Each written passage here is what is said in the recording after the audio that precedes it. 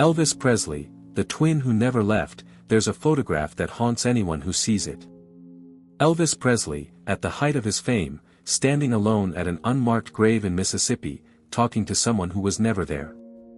Not a lover, not a friend, but a brother he never knew. A twin who died before taking his first breath. What most people don't realize is that this loss didn't just sadden Elvis. It destroyed him. From the moment he learned to speak, until the day he died at just 42 years old, Elvis carried a burden that no amount of fame, money, or adoration could lift. The burden of being the twin who survived. January 8, 1935. A two-room shotgun shack in East Tupelo, Mississippi. Gladys Presley was in labor during one of the worst winter storms the state had ever seen. No hospital, no doctor, just a local midwife doing her best in impossible conditions. At 4 a.m., the first baby arrived. Stillborn. They named him Jesse Garon Presley. 35 minutes later, his identical twin brother entered the world, alive and screaming. They named him Elvis Aaron Presley. The family was so poor they couldn't afford a proper casket for Jesse. Vernon Presley placed his dead son in a shoebox and buried him in an unmarked grave at Priceville Cemetery. Gladys, traumatized by the birth, would never be able to have more children. From that moment on, Elvis wasn't just their only son. He was their only child, carrying the weight of two souls in one body. Growing up, Elvis was acutely aware that he was supposed to be part of a pair. Gladys told him stories about Jesse constantly, reminding him that he was living for two people now. As a young boy, Elvis would tell his mother about voices he heard, conversations with someone she couldn't see. He believed Jesse's spirit was with him, watching over him, maybe even speaking to him. Psychologists have a term for what Elvis experienced. Twinless twin syndrome. Survivors of twin loss often report feeling incomplete, as if a part of their identity is missing. They struggle with guilt, wondering why they lived while their sibling died. For Elvis, this wasn't just a childhood phase. It was a permanent psychological scar that shaped every decision he would ever make. His mother reinforced this constantly, telling him he had a responsibility to Jesse's memory, to live the life his brother never could. When Elvis exploded onto the music scene in the 1950s, becoming the biggest star the world had ever seen, something strange happened. The success felt hollow. Friends noticed he would visit Jesse's grave whenever he was back in Memphis, standing there for hours, talking as if his brother could hear him.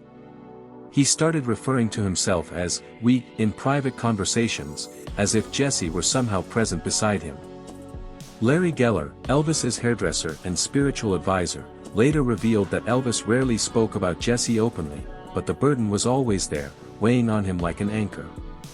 Every achievement, every sold-out show, every #1 record came with the same haunting question. Why did I get to live this life while Jesse got nothing? The one person who kept Elvis grounded through all of this was Gladys. Their relationship was unusually close, almost codependent. She was his moral compass, his emotional anchor, the only person who truly understood the guilt he carried.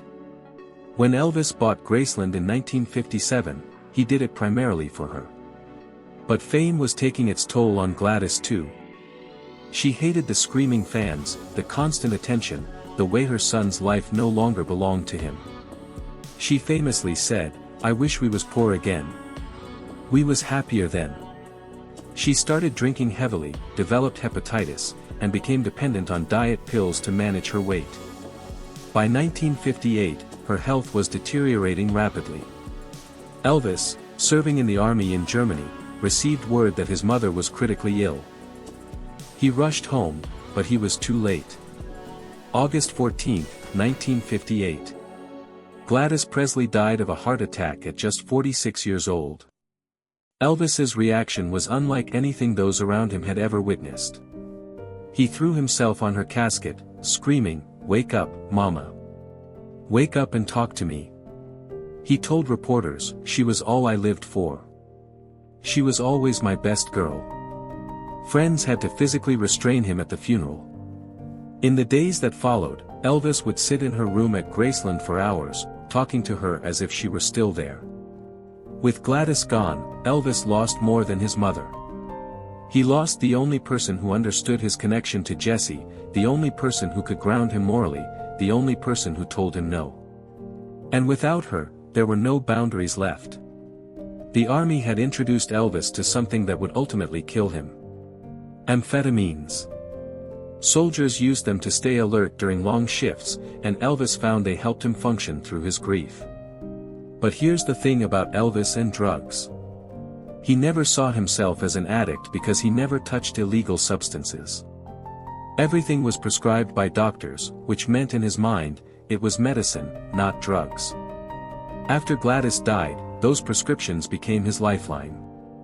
Dr. George Nichopoulos, known as Dr. Nick, became Elvis's personal physician and enabler. What started as pain management for legitimate injuries evolved into something far more dangerous.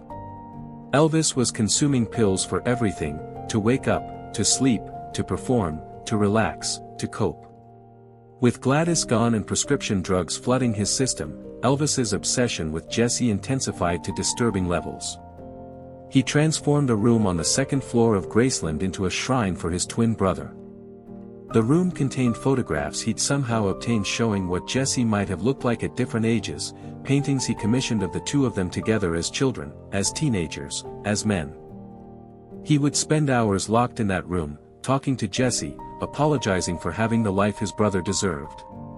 Elvis developed compulsive habits that terrified his inner circle. He would set two places at dinner, one for himself and one for Jesse. He'd leave the passenger seat empty in cars because that's where Jesse would sit. He purchased duplicate items constantly, two of everything, one for him and one for his dead brother. Gold chains, leather jackets, even copies of his own records, carefully preserved and never played because they belonged to Jesse. Friends learned quickly never to mention twins or brothers in his presence. It would trigger hours of depression and erratic behavior. By the 1970s, Elvis was trapped in a perfect storm of psychological torment.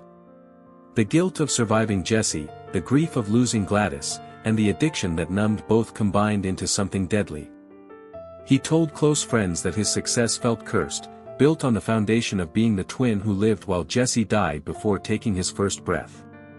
He couldn't enjoy anything because every moment of happiness felt like a betrayal of his brother's memory. The pills that were supposed to help him cope were now the only thing keeping him functional, and barely that. His weight fluctuated wildly, his performances became unpredictable, and the man who had once commanded stages with effortless charisma now struggled to get through a single show. Dr. Nichopoulos would later reveal that he prescribed over 10,000 doses of sedatives, amphetamines, and narcotics to Elvis in just the first 8 months of 1977 alone. The king of rock and roll was dying, and everyone around him knew it, but no one could stop it. August 16, 1977. Elvis Garon Presley was found dead in his bathroom at Graceland. He was 42 years old. The official cause was a heart attack, but the truth was far more complex. The autopsy revealed 14 different drugs in his system, with 10 present in significant quantities. But here's what most people don't know. When they found Elvis, he was clutching a letter in his hand.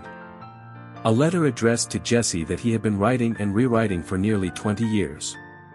In it, he apologized for not living up to the responsibility of carrying both their lives. He promised to make things right in the afterlife. He begged for forgiveness for enjoying success that should have belonged to both of them. The letter, kept private by the Presley estate for decades, represents one of the most heartbreaking documents in music history.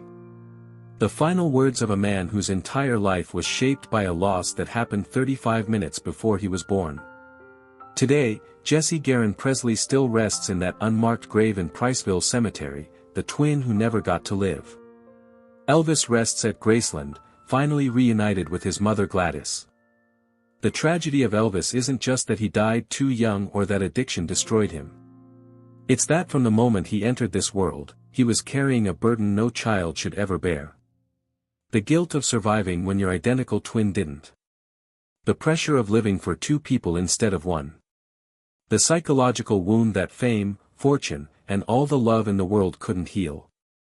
Elvis Presley wasn't just the king of rock and roll. He was the twin who survived, and in many ways, he spent his entire life trying to join the brother he never knew.